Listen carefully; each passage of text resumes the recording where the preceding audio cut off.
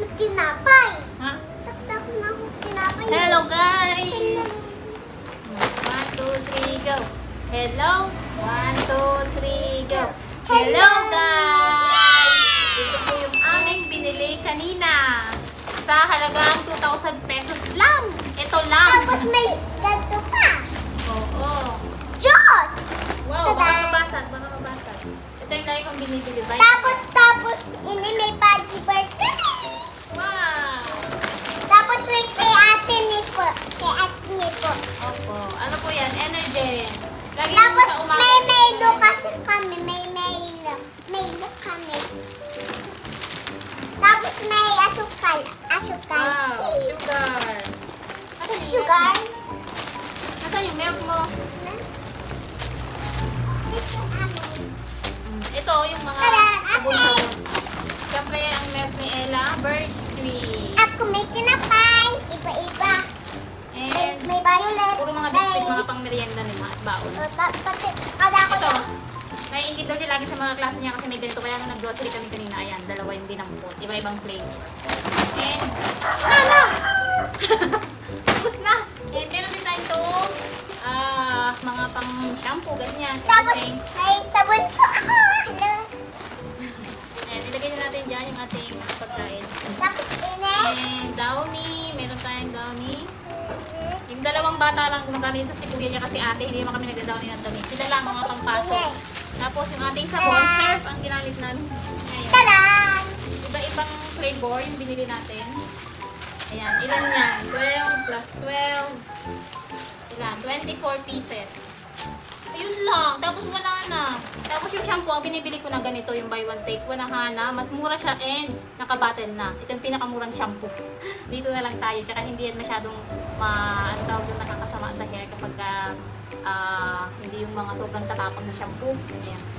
And yung ating safeguard na shampoo. Papabakusan na Lang. namin. Ito, sa ating magic na pagluluto.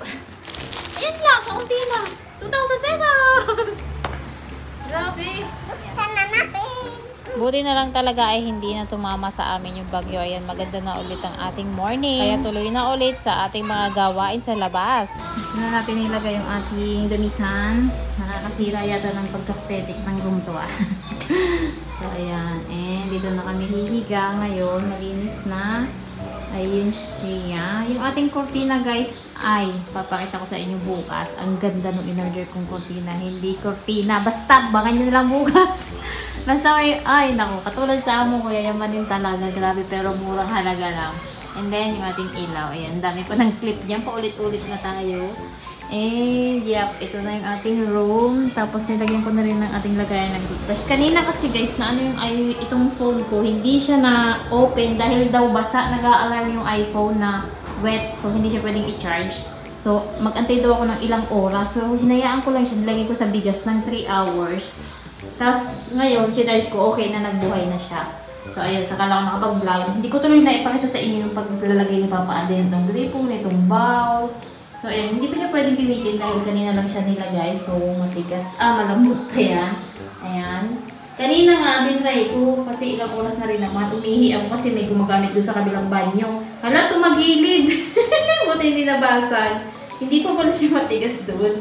So, ayan. Naku po, masisira pa. So, nilagyan na rin ng drainage and yung ating tubig dyan. Simple lang, wala kami shower. Simple lang, basta ganyan lang. Tabo. Tabo is life. And then yung ating lagayan ng toothbrush, nakita niyo na to, ilang beses ko nang na-vlog. Ayan, ang cute lang, ano. Tapos mag-order pa ako ng lagayan ng sabon. Siguro dito ko lalagay sa may gilid na to yung lagayan ng sabon. Para, ano, aesthetic din yung ating banyo. Wala pa nga lang kami pintuan, o. Ano ba yan? Pero okay lang yan, sarado na lang natin itong ating pinto dito pag mag-ligo, diba? Kami lang naman dito. So, dito yung lagayan natin ng labahin. Ano yan? Ano ba yan? Kala ko kung ano bumagsak. Nilalaro yung maleta ko. Huwag ka sumakay at matutumba ka. Baka mabasag ulo mo, ha? Huwag kang sira na, oh. Tingnan mo, oh. May ano na, nasira. Ano yan? Natanggal sa gulong, oh. Kulay itim. So, yung nilabhan natin, guys, ayan siya. Hindi pa siya tuyo. So, dito na lang namin nilagay dahil malakas na yung ulam ngayon. hapon. So, nag-aantabay tayo sa bagyong Upong dito sa Bicol. Dito daw yung tumbok signal number 2 na kami. So, ayan, makikita nyo, ang dami na namang kalat dito. Hindi ko alam kung saan ko lalagay ito, guys. Ito yung mga tools ni Papa Alden, mga gamit-gamit niya. Ito naman laruan ni Ella. Ayan. So, next sigurong project natin dito na sa... Sinong nag-iipon ng tubig? Puno na, oh! Inaaksayan nyo yung tubig. Ayan. So, siguro next project natin ito. Ayan, papagawa natin yung ilalim para dyan na itatambak itong mga kagamitan natin. And dito, yung ating counter. So, tapos tayo sa master bedroom. Ito naman yung next project natin. Diba? Ayan, okay na ang ating master bedroom. Oh, binaba mo na. Ang hirap kasi pag akyat baba kami sa kainan. So, ayan, dito na lang kami magluluto.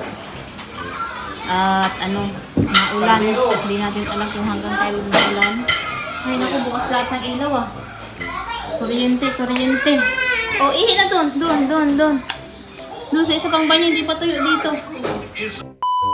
At dumating na nga yung ating parcel. Ito pong ating napakagandang, alam nyo na, may uling pa ako sa braso ko. Nagluluto kasi tayo ng ating kakainin this morning. At tanghalian pala. Mamaya papakita ko sa inyo kung ano yung niluluto namin for today's lunch. Dahil nga ngayong araw yung inaantay natin na bagyo, pero hindi naman po dumaan sa Bicol. So bumaba na siya.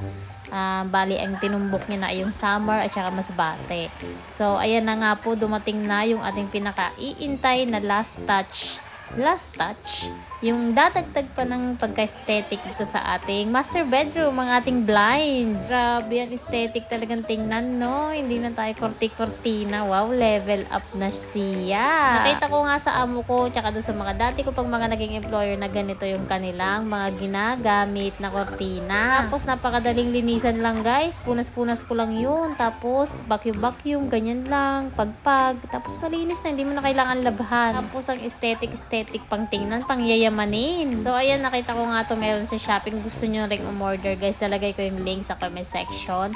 Ang tawag dito ay Korean window blinds. Bali, hindi pa namin yung nakabit, guys, dahil nasira yung aming grinder. So, manghihirap pa si Papa Alden. So, sinubukan ko lang kung tama yung in-order ko na size ng window blinds. Okay naman siya pala. So, ayan, nagpunta na tayo dito para ipagpatuloy yung ating lulutuin na sinigang. Siyempre, maulan. Yan ang masarap na kainin. So, pang isang barangay ito, guys. Kaya, ayan, malaking kaldero yung gagamitin natin. Kaya dito tayo sa apoy magluluto para mas mabilis tsaka mas matipid sa gas. Pero nahihirapan ako dito magdikit na kung ayaw mga apoy. Mga basa kasi at ilang araw na nga nag-uulan. Tapos itong mga gamit namin na bao ay hindi pa masyadong natuyo. Anong oras kaya tayo makakapagpalambot nito? Ang tagal, grabe. Pati yung mga kahoy na gamit ko hindi rin mga tuyo, guys. Kaya ang hirap. Pero aapoy din yan. Maya-maya tingnan nyo lang.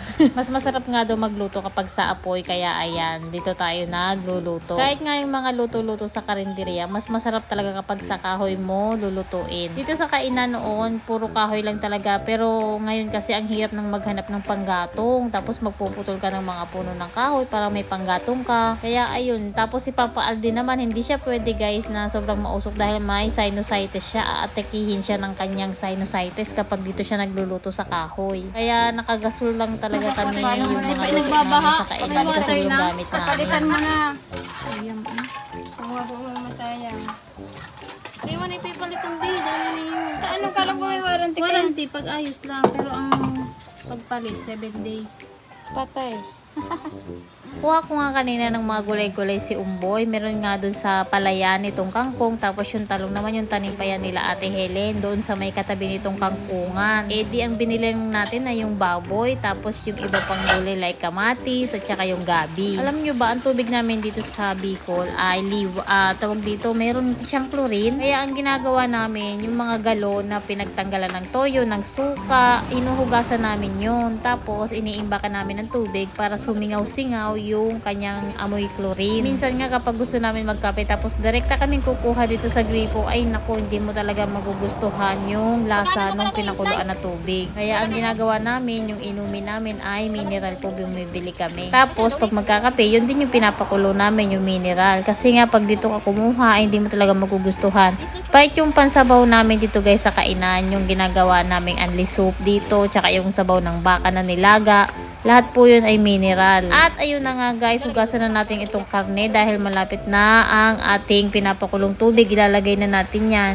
Tapos nakita ko nga dito sa ilalim ay meron pang buo na laman, kaya ipapahiwa muna natin yan kay Papa Alden. Bali, ang binili namin karne ay 2.5 kilo para sa buong barangay. Charot. Dito lang guys sa aming magkakapatid na magkakatabing bahay. Pagkatapos nga yan ay ibinaba na rin natin yan, ipinaglalagay na doon sa ating kaldero para lumambot. Na naku, inabot yata kami ng siyam-siyam dahil nga ang hirap-hirap nga nung ating mga panggatong. Tarong pa, no?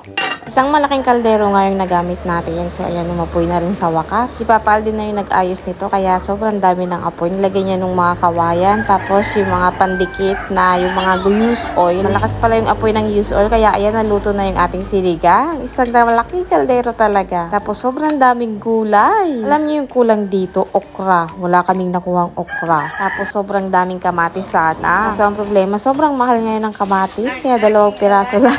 Tapos, yung mga aso jamming din sa atin, no? Ang lalaki. So, sarado nga tayo today dahil nga may bagyo. Kaya, ayan, dito na kami kumain sa kainan para malawak yung ating space. Nandito na rin kasi mga pinggan, yung mga kutsara, tsaka may mga lamesa na din. Wala kasi masyadong gamit sa amin sa bahay, kaya dito talaga lang kainan. Kaya nga, binaba muna namin yung gasol dun sa kahagabi dahil nga dun tayo magluluto kapag nagtuloy yung bagyo. Eh, di balik-balik tayo dito sa taas. Naku po. Cute-cute ang aso na to, guys. Tingnan nyo naman, no? Nakaabang talaga siya. Wala pa nga yan sa kalahati yung mga nanditong mga tao dahil yung iba ay wala nga dito, mga pamangkin, tsaka ilang kapatid ko lang yung nandito. So, paano ba yan? Dito lang muna yung ating vlog. Thank you for watching. Bye!